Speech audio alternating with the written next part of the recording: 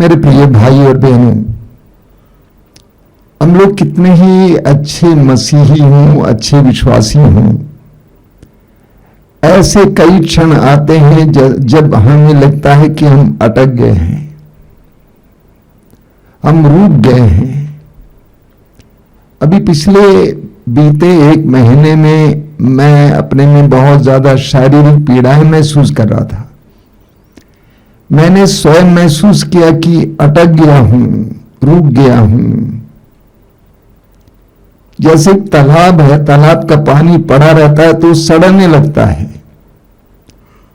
ऐसे समयों में हमें प्रभु के साथ जुड़ने की आवश्यकता है और प्रभु के साथ चलने की आवश्यकता है। इब्रानियों के पत्र के अध्याय 12 में संत पौलुस कहते हैं, हम हर प्रकार की बाधा दूर कर, अपने को उलझाने वाले पाप को छोड़कर और ईसा पर अपनी दृष्टि लगाकर धैर्य के साथ उस दौड़ में आगे बढ़ते जाएं जिसमें हमारा नाम लिखा गया है। पौलुस हमें बताते हैं कि हम अपने लक्ष्य को प्रभु पर लगाएं, अपने लक्ष्य की ओर अपनी दृष्टि लगाएं और इस लक्ष्य की ओर बढ़ते जाएं। जब हम लक्ष्य को अपने सामने देखते हैं और लक्ष्य की ओर बढ़ते हैं तो हमारे अंदर आनंद होता है, उत्साह होता है। लेकिन हमारी समस्या क्या है? हमारी समस्या यह है, इस्यास नबी अध्याय 55 वाक्य 8 और 9, प्रभु कहते हैं, तुम्हारे विचार मेरे विचार नहीं हैं और मेरे मार्ग तुम्हारे मार्ग नहीं है। तुम्हारे विचार मेरे विचार नहीं हैं और मेरे मार्ग तुम्हारे मार्ग नहीं है। यानी तुम्हारा लक्ष्य बदल गया है, तुम्हारे विचार बदल गए हैं। इस्यास नबी अध्याय 53 वाक्य 6 में लिखा हुआ है, हम सभी भेड़ों की तरह अपनी अपनी राह पकड़कर भटक गए हैं। हमने अपना लक्ष्य पा लिया है और हम भटक रहे हैं। ईश्वर के द्वारा दिए गए उस लक्ष्य को छोड़कर अपने अपने छोटे छोटे लक्ष्य को लेकर हम भटक रहे हैं। यूहन्ना के सुसमाचार के अध्याय 10 वाक्य 27 में प्रभु यीशु कहते हैं, मेरी भेड़ें मेरी आवाज सुनती हैं, पहचानती हैं, मैं उन्हें जानता हूं और वे मेरा अनुसरण करती हैं। मेरी भेड़ें मेरी आवाज पहचानती हैं, मैं उन्हें जानता हूं और वे मेरा अनुसरण करती हैं। प्रभु की सच्ची भेड़ें, प्रभु के सच्चे विश्वासी संसार में भटक नहीं जाता है, बल्कि अपने उस चरवाहे की आवाज सुनकर उसके पीछे पीछे चलता है। अगर हमारा लक्ष्य हमारी नजर से मिट जाता है, हमारा लक्ष्य बदल जाता है, तो हम गिरने लगते हैं, हम गिरने लगते हैं। मत्ती के सुसमाचार के अध्याय 14 में पढ़ने को मिलता है कि बड़े सवेरे प्रभु यीशु पानी पर चलकर अपने शिष्यों के पास पहुंच गए, क्योंकि वे प्रतिकूल वायु के साथ लड़ रहे थे और नाव को आगे बढ़ा नहीं पा रहे थे। सारे शिष्य यीशु को देखकर घबरा गए। तो प्रभु ने कहा कि डरो नहीं, मैं ही हूं। तो पेतरुस ने प्रभु से कहा कि प्रभु यदि आप ही हैं तो आप मुझे आदेश दीजिए कि मैं आपके पास पानी पर चलकर आ जाऊं। प्रभु ने कहा आ जाओ। मत्ती अध्याय 14 में लिखा हुआ है, पेतरुस पानी पर चलकर यीशु की ओर दृष्टि लगाकर आगे बढ़ता है। जब तक पेतरुस की दृष्टि यीशु पर थी, वो पानी पर चलता है।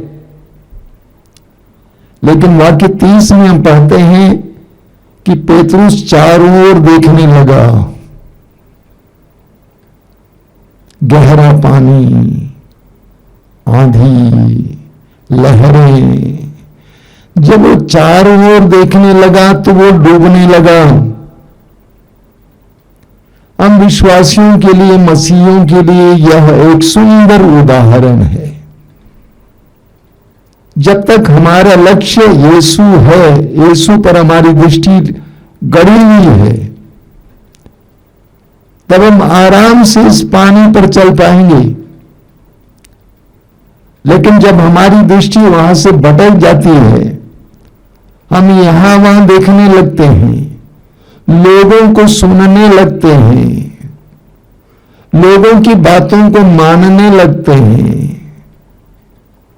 प्रतिकूल परिस्थितियों को देखने लगते हैं, डरावनी परिस्थितियों को देखने लगते हैं, घबराने लगते हैं, यीशु से दृष्टि हट जाती है, तब हम डूबने लगते हैं, हमारा विनाश होने लगता है। मैंने देखा कि इस दुनिया में बहुत सारे विश्वासी और मसीही लोग अनावश्यक दुख झेलते हैं, केवल इसलिए कि उनकी दृष्टि प्रभु से हट गई है। उनकी दृष्टि प्रभु से हट गई है, उनकी दृष्टि संसार पर लग गई है। हमें सूक्ति ग्रंथ के अध्याय 4, सूक्ति ग्रंथ अध्याय 4 उसके वाक्य 25 में पढ़ने को मिलता है। वहां वचन में लिखा हुआ है, तुम्हारी आंखें सीधे सामने की ओर देखा करें। तुम्हारी आंखें सीधे सामने की ओर देखा करें, तुम्हारी दृष्टि ठीक आगे की ओर टिकी रहे। तुम्हें यहां वहां भटकना नहीं चाहिए, तुम्हें यहां वहां देखना नहीं चाहिए, तुम्हारी दृष्टि को आगे की ओर लगाना चाहिए। इसलिए संत पौलुस हमें याद दिलाते हैं इब्रानी अध्याय 12 में कि आप पाप जो उलझाने वाली चीज है, हर प्रकार की बाधा दूर कर, अपने को उलझाने वाले पाप को छोड़कर ईसा पर अपनी दृष्टि लगाकर धैर्य के साथ उस दौड़ में आगे बढ़ते जाएं जिसमें आपका नाम लिखा गया है। हर विश्वासी की दृष्टि यीशु पर होनी चाहिए। कुछ भी हो जाए, परिस्थितियां बहुत ही डरावनी हो जाए, उन सारे क्षणों में भी हमारी दृष्टि प्रभु पर होनी चाहिए। संत पौलुस को सुनिए, संत पौलुस अपने बारे में कहते हैं फिलिपियों के पत्र के अध्याय 3 उसके वाक्य 13 और 14 में संत पौलुस कहते हैं, मैं इतना ही कहता हूं कि पीछे की बातें भुलाकर और आगे की ओर दृष्टि लगाकर मैं बड़ी उत्सुकता से अपने लक्ष्य की ओर दौड़ता हूं, ताकि मैं स्वर्ग में वो पुरस्कार प्राप्त कर सकूं जिसके लिए ईश्वर ने हमें ईसा मसीह में बुलाया है। पौलुस कहते हैं कि मैं पीछे की ओर नहीं देखता हूं। और पौलुस का अतीत कैसा था? पौलुस कलीसिया पर अत्याचार करने वाला था। पौलुस ने कई लोगों को मरवा दिया था, कईयों को बंदी गृह में डलवा दिया था, एक अत्याचारी था, एक तरह से हत्यारा था। लेकिन पौलुस कहता है कि मैं अपने पिछले अतीत की ओर नहीं देखता हूं, बल्कि आगे की ओर दृष्टि लगाकर, अपने लक्ष्य की ओर दृष्टि लगाकर बड़ी उत्सुकता से दौड़ता हूं।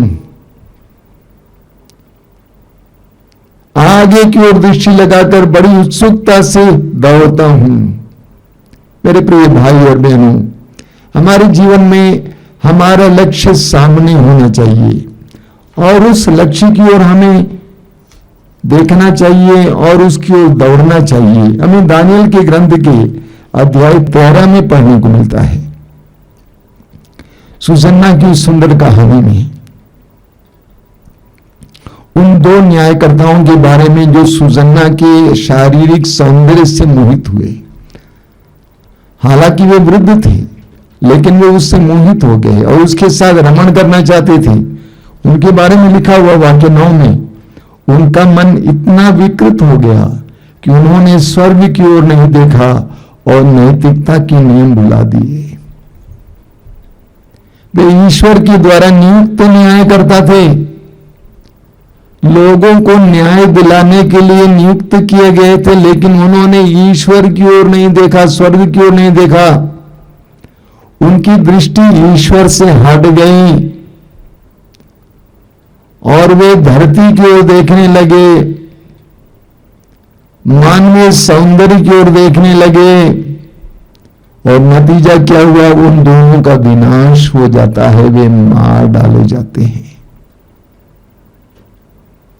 जब हमारी दृष्टि प्रभु से हट जाती है तो हमारा विनाश शुरू हो जाता है। जब हमारी दृष्टि प्रभु से हट जाती है तो हम डूबने लगते हैं। इस दुनिया में बहुत सारे विश्वासी लोग लक्ष्यहीन जीवन जीते हैं। बहुत सारे लोग लक्ष्यहीन जीवन जीते हैं। खाना पीना, कुछ काम करना, सोना, लक्ष्यहीन जीवन अर्थहीन जीवन है। और आज के इस संसार में हमें देखने को मिलता है बहुत सारे युवक युवतियां इसलिए आत्महत्या करते हैं क्योंकि वे अपने जीवन में कोई लक्ष्य नहीं पाते हैं, कोई पर्पस नहीं पाते हैं, कोई मकसद नहीं पाते हैं। बहुत साल पहले मुझे एक किस्सा सुनने को मिला था। एक बार एक ग्रामीण इंसान अपने घोड़े पर बैठा हुआ था और घोड़े को बड़ी तेजी से दौड़ा रहा था, और लोगों ने पूछा कि भाई बताओ कहां इतनी तेजी से भागे जा रहे हो? उसने लोगों से कहा कि मुझसे क्यों पूछते हो, घोड़े से पूछो। आज मनुष्य कुछ ऐसा ही जीवन जी रहा है। सभी लोग दौड़ रहे हैं, हम भी दौड़ रहे हैं। एक और छोटा सा किस्सा है। एक कुत्ते ने खरगोश को देखा और कुत्ता खरगोश को दौड़ाने लगा। खरगोश दौड़कर जाकर अपने बिल में घुस गया। कुत्ता उस बिल के सामने खड़ा होकर भौंक रहा था। उस कुत्ते को दौड़ते हुए देखकर, भौंकते हुए देखकर बहुत सारे कुत्ते उसके पीछे लग गए भौंकते हुए, लेकिन अंत में उनको नहीं मालूम था कि हम क्यों भौंक रहे हैं, हम क्यों दौड़ रहे थे। इस दुनिया में बहुत सारे लोग इसी तरह जीवन जी रहे हैं। उनके जीवन का लक्ष्य क्या है? सभी लोग दौड़ रहे हैं, हम भी दौड़ेंगे। सभी लोग पैसा कमा रहे हैं, हम भी कमाएंगे।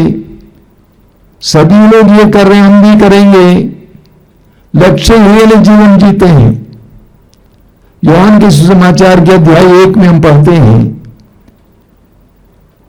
संत यूहन्ना बपतिस्ता के साथ 2 शिष्य खड़े थे। उस समय प्रभु यीशु वहां से गुजर रहे थे। यीशु को देखकर यूहन्ना बपतिस्ता ने कहा, देखो ईश्वर का मेमना जो संसार का पाप उठा ले जाता है। दोनों शिष्य यूहन्ना बपतिस्ता को छोड़कर यीशु के पीछे हो लिए। काफी दूर तक जाने के बाद यीशु ने मुड़कर देखा इन दोनों शिष्यों को और उनसे एक सवाल किया, क्या चाहते हो? अंग्रेजी में इसका अनुवाद और बेहतर है, what are you looking for? तुम क्या ढूंढ रहे हो? एक बहुत जबरदस्त सवाल है। तुम क्या ढूंढ रहे हो? इस संसार में तुम क्या ढूंढ रहे हो? प्रभु यीशु के शिष्यों से प्रभु यीशु का यह पहला सवाल था। आज हम विश्वासियों और मसीहों से भी प्रभु यीशु का यही सवाल है, तुम क्या ढूंढ रहे हो? इतने विशाल संसार में आखिर तुम क्या ढूंढ रहे हो? तुम्हारा लक्ष्य क्या है? मत्ती के सुसमाचार के अध्याय 6 वाक्य 33 में, मत्ती अध्याय 6 वाक्य 33 में प्रभु यीशु अपने शिष्यों को समझाते हैं कि तुम्हें क्या ढूंढना चाहिए। प्रभु कहते हैं कि तुम सबसे पहले ईश्वर के राज्य और उसकी धार्मिकता की खोज में लगे रहो, और बाकी चीजें तुम्हें यूं ही मिल जाएंगी। तुम सबसे पहले ईश्वर के राज्य और उसकी धार्मिकता की खोज में लगे रहो। तुम सबसे पहले प्रभु की खोज में लगे रहो। सुसमाचारों में हम पढ़ते हैं कि प्रभु यीशु के पीछे हजारों की संख्या में लोग चलते थे। कभी कभी लोग सुध-बुध खोकर यीशु के साथ रह जाते थे, शाम हो जाती थी और यीशु ने स्वयं शिष्यों से कहा कि इनको कैसे खिलाएं, ये इतने समय से हमारे साथ हैं। और यीशु ने उनके लिए प्रबंध किया, रोटी का प्रबंध किया, मछली का प्रबंध किया। कई लोगों से मैं कहता हूं कि आप आश्रम आइए और कुछ दिन प्रार्थना में बिताइए। मैं क्यों लोगों को आश्रम बुलाता हूं? इसलिए नहीं कि मैं उनको देखना चाहता हूं, शायद ही मैं मिलता हूं, बल्कि मैं चाहता हूं कि वे यीशु के सामने बैठें, अपने आप को देखें, अपने जीवन को देखें, अपने लक्ष्य को पक्का कर लें। और मैंने देखा एक आध सप्ताह लोग रह जाते हैं, उसके बाद बड़े आनंद के साथ मानो उन्होंने कुछ पाया है, वे घर वापस जाते हैं। और उन्होंने क्या पाया है? उन्होंने जीवन में एक लक्ष्य पाया है, उनको प्रभु ने स्पर्श किया है, प्रभु के वचन ने स्पर्श किया है, उनको प्रभु ने प्रार्थना करना सिखाया है, उनको प्रभु ने कहा कि तुम जहां ढूंढ रहे हो उस गलत जगह है, तुम्हें अपना मार्ग बदलना है, तुम्हें मुझे अपनी दृष्टि के सामने रखते हुए जीवन जीना है। कुछ दिन पहले एक बहन आश्रम आई थी, बहुत परेशान थी। उनको प्रेशर के लिए सुबह शाम दोनों बार दवा लेना पड़ता था, रात को नींद नहीं आती थी। यहां पे आई 3 दिन के बाद उन्होंने मुझसे कहा, रात को मैं दवा नहीं लेता हूं, लेती हूं और अच्छी नींद आती है, मैं घंटों प्रभु के सामने बिता रही हूं। मैंने उनसे कहा कि 3 दिन के बाद सुबह की दवा भी बंद कर देना। जब हम सही मार्ग पर आ जाते हैं, लक्ष्य को अपने सामने लाते हैं, यीशु को अपने सामने लाते हैं, हमारी जिंदगी में परिवर्तन आ जाता है। कई साल पहले एक जवान बेटी इस बनारस इलाके की करीब 23-24 साल की लड़की थी, गंदे रिश्ते में पड़ गई। उसने आकर मेरे सामने रोते हुए कहा कि स्वामी जी मैं कुछ नहीं कर पाती हूं, मैं प्रार्थना करने के लिए आंखें बंद करती हूं तो मुझे वो सारी चीजें दिखाई देती हैं जो मैंने उस लड़के के साथ किया। मैंने कहा तुमको ये काम करना है, तुमको सप्ताह भर प्रभु के सामने बैठना है।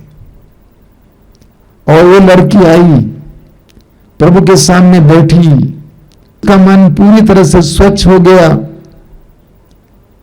वो प्रभु को देख पाई, अन्य चीजें मिट गई, उसको एक नया लक्ष्य मिल गया। स्तोत्रकार कहता है स्तोत्र 34 उसके वाक्य 6 में बार बार आप सुनते हैं, प्रभु की ओर दृष्टि लगाओ और आनंदित हो। अंग्रेजी में इसका अनुवाद है look towards him and be radiant, यानी प्रभु की ओर दृष्टि लगाओ और प्रकाशमान हो जाओ। हमारे जीवन में जब परिस्थितियां विकट हो जाती हैं, जब हम भटकने लगते हैं, जब हम संसार को सुनने लगते हैं और संसार के अनुसार जीवन जीने लगते हैं, हमारे जीवन में नीरसता आ जाती है, परिवार में तालमेल नहीं होता है, शांति नहीं होती है, हम परेशान हो जाते हैं। ऐसे क्षणों में हमें पुनः प्रभु के पास आने की आवश्यकता है। उस लक्ष्य को पुनः प्राप्त करने की आवश्यकता है जिसके बारे में संत पौलुस इब्रानी अध्याय 12 में कहते हैं यीशु पर दृष्टि लगाकर उस लक्ष्य की ओर दौड़ना। पेतरुस की दृष्टि यीशु से हट गई और वो डूबने लगा। जब हमारी दृष्टि प्रभु से हट जाती है, संसार की ओर लग जाती है, तो हम डूबने लगते हैं। स्तोत्र 121 वाक्य 1 हमने बार बार सुना है। स्तोत्रकार कहता है, मैं अपनी आंखें पर्वतों की ओर उठाता हूं। मैं अपनी आंखें पर्वतों की ओर उठाता हूं, क्या वहां से मुझे सहायता मिलेगी? जिसने स्वर्ग और पृथ्वी को बनाया है वही मेरी सहायता करेगा। स्तोत्रकार कहता है कि मेरे जीवन के कठिन से कठिन परिस्थितियों में मैं अपनी आंखें पर्वतों की ओर उठाता हूं, क्योंकि मुझे मालूम है कि वहां से मुझे सहायता मिलेगी। मेरे प्रिय भाई और बहनों, इस संसार में रहते हुए सांसारिक लोगों के साथ घुल मिलते समय हम अपने लक्ष्य को धीरे धीरे भुला देते हैं। हमारी दृष्टि धीरे धीरे प्रभु से हटकर अन्यत्र लगने लगती है और उस समय हमारे जीवन में विनाश आने लगता है। हमारे जीवन में धीरे धीरे बातें खिसकने लगती हैं। हमारी जिंदगी पतन की ओर जाने लगती है। ऐसे क्षणों में प्रभु का वचन हमें याद दिलाता है कि अपनी दृष्टि यीशु की ओर लगाकर अपने लक्ष्य की ओर आगे बढ़ते जाएं। आज हम अपनी जिंदगी को देखेंगे। क्या मेरा लक्ष्य यीशु है?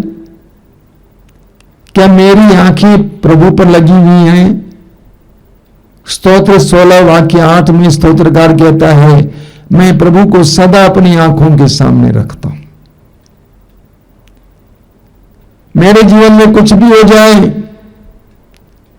परिस्थितियां कितनी भी शिथिल क्यों न हो जाएं, संसार कितना ही मोहक क्यों न हो जाए, मैं प्रभु को सदा अपनी आंखों के सामने रखता हूं। एक विश्वासी अपनी आंखों के सामने, अपनी दृष्टि के सामने प्रभु को बराबर रखता है। यह उसका सामर्थ्य है, यह उसकी शक्ति है। उसकी जिंदगी की नींव की शक्ति यह है कि उसकी दृष्टि प्रभु पर लगी हुई है और उसे कुछ नहीं होगा। स्तोत्रकार कहता है कि मैं विचलित नहीं होऊंगा। कुछ भी हो जाए मैं विचलित नहीं होऊंगा। हम इस समय अपने आप को प्रभु पर लगाएंगे। आंखें बंद कीजिए। अपने जीवन को इस समय प्रभु की ओर लगाएंगे। हो सकता है कि हम लोग भटक गए हैं। प्रभु कहते हैं कि तुम्हारे विचार मेरे विचार नहीं है, मेरे मार्ग तुम्हारे मार्ग नहीं है। इसायाह नबी की ग्रंथ में प्रभु का वचन कहता है, हम भेड़ों की तरह अपनी अपनी मार्ग पकड़कर, अपनी अपनी राह पकड़कर भटक गए हैं। हम प्रभु के पास आ जाएं, पुनः अपनी दृष्टि प्रभु पर लगाएं। अगर हमारा परिवार छितरा गया है, प्रार्थना नहीं होती है, उस अनुग्रह के सिंहासन के पास हम एक साथ आ जाएं, अपनी दृष्टि पूर्ण यीशु की ओर लगाएं,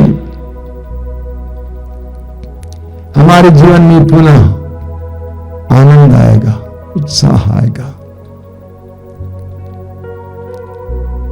हम अपनी दृष्टि प्रभु की ओर लगाएं। आइए हम प्रार्थना करें। प्रभु यीशु धन्यवाद देते हैं इन पलों के लिए। मैं जानता हूं कि इस समय तो हमें सारे को स्पर्श कर रहा है। हम भेड़ों की तरफ भटके हुए हैं, हम भ्रमित हैं, हम अंधे हो गए हैं, अंधाधुंध इस संसार में भटक रहे हैं। हमें सिर्फ पैसा दिखाई देता है, पद दिखाई देता है, शाबाशी दिखाई देती है, आराम दिखाई देता है। तब से हम प्रार्थना करते हैं कि अपनी दृष्टि तुझ पर लगाने के लिए हमें कृपा दीजिए। धन्यवाद प्रभु, धन्यवाद। तेरी स्तुति, तेरी आराधना, तेरी महिमा। इन वचनों को सुनने वाले के एक भाई बहन को इस समय कृपा देना कि वे पुनः तुझे पाए। तूने अपने शिष्यों से पूछा, तुम क्या ढूंढ रहे हो? हमें तुझे ढूंढने की कृपा दीजिए, तेरे राज्य को ढूंढने की कृपा दीजिए। धन्यवाद यीशु।